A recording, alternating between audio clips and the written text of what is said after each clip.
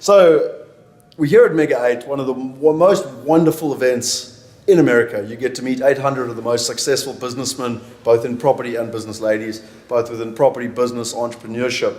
Now, John, you're a fascinating character. I still can't get my finger on exactly what it is you do. Because on the one hand, you tell me you're a farmer with macadamia nuts, and on the other hand, you're doing industrial, commercial, and all the everything in between. So, just tell us a little bit about yourself and what it is. What do you actually do at home, basically? Well, I actually farm to be able to do property. I'm passionate about property, and that's been the reason now for me coming on this trip, because I need to go to the next level. I've got to go to look at the global possibilities and opportunities. And so the truth is I piggybacked along on this trip. I didn't have any intentions of buying anything, and I'm also quite glad that I haven't, because it wasn't part of my plan. My plan was to really just assess things, have a good look at your business models, and the various business models applying to property that other property investors in the States do apply. I found that there's far more of a mindset of buying properties below value, fixing them up and flipping them, whereas my mindset and what works for us back home in South Africa is more creating the income stream and creating value like that. So it's quite a different mindset, but when in Rome you do as the Romans do. So it's been really enlightening. You've got a lot of training. I mean, I know that you're working with one of the top coaches here in America in terms of the way to look at the market, what's happening. What's been your experience from the last 2 weeks? Looking at the different markets. We started off in North Dakota. I know it feels like a lifetime ago, right through to Chicago and now Orlando. What's been your feeling both of the different markets and just what the pros and cons were from your experience? Right. Look, it was just as an aside, it was quite a privilege in that I was able to meet with my coach, and that was in Chicago, and I've really found that a fantastic city. Probably one of the more attractive cities in that it's really first world. It's large, so that there's huge opportunities there. Sixth largest city in the world, just for the record. Right. Yeah, but as far as comparing the other cities, well, what that brings to the fore is the fact that this is such a huge country, and you really got to look at them each as a separate entity, as it were. So what I'd like to find out is did you find that the quality of the questions that were being asked by the other investors on the bus, some of the mentors that were on the bus, some of the partners that are in Wealth Migrate that were on the bus, you got to experience us unlocking new areas. One, we'd never been to Chicago before, so you got to see us at the forefront where we're actually doing the work that most people would not see, where we're vetting a partner, we're checking opportunities, we're asking questions on what's driving those markets, that type of stuff. How did you find that? Look, what I must say is, what I really appreciated is that you guys are really adaptable to the situation. You're not taking a hard line, because I believe that would be unwise to purely market stuff just for the purposes of selling stuff, because that would not be sustainable. You're looking to the long term, and you've got to build relationships with your clients that are going to come back and back and back.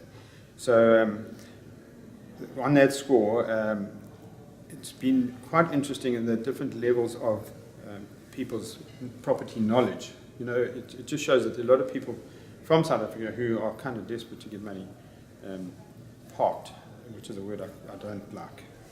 Just to remove it from... Park money in property is just not the way to do it. Money has to work.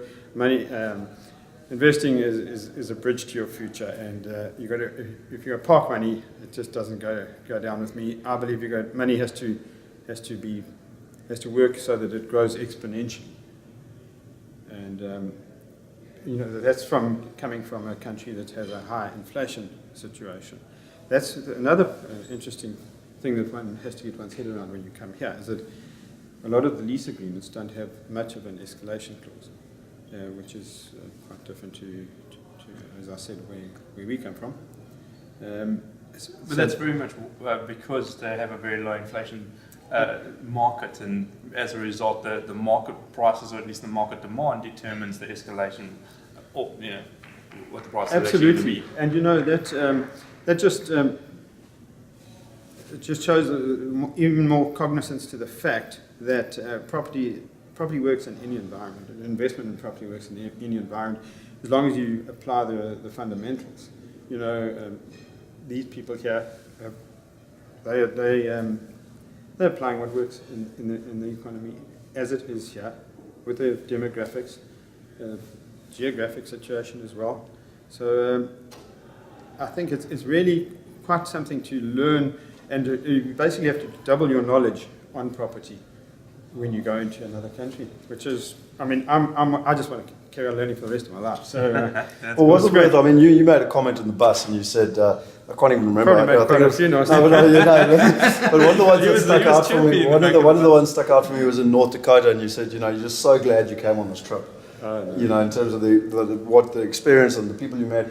I mean, just elaborate on that a little bit, please, if you don't mind. Well, definitely. You know, not having been to the States before, I've travelled other places in the world, but not having been to the States, it was really most beneficial for me to come along with this group, because I just think back of us walking around New York. We had, some of the members had colourful jackets on, and the one lady had this huge hairstyle. And Scott was leading, and we were just walking through crowded streets. And I just thought to myself, well, you know, we just couldn't lose sight of those people, because you would have been lost. And we didn't have any idea where we were going. And, you know, that afternoon, in the space of one afternoon, we saw all the tourist highlights of New York, which, if you'd gone there as an individual, well, I'd have spent more time being lost than seeing it. Yeah, that's just an example. That's just an example. But you know, your guys, the two of you, your experience, and I must thank you very much for that, for the way you've made it such fun. You know. How did you enjoy the ice hockey? That was a bit of a surprise. That was special, wasn't it? Yeah, and you know, in each town you had something interesting to show us. You know, it was really great value, I would say. Awesome. Thank you. Well, John, listen, it's been fantastic having you on the trip. You certainly have been one of the stalwarts that have had made it lots of fun. Say no more. Yeah, no, but it's been lots of fun. And as I said, we look forward to doing lots more in the future. No, well, we could be great. Thank you very much. Good. Good stuff. Thanks. Good, thanks.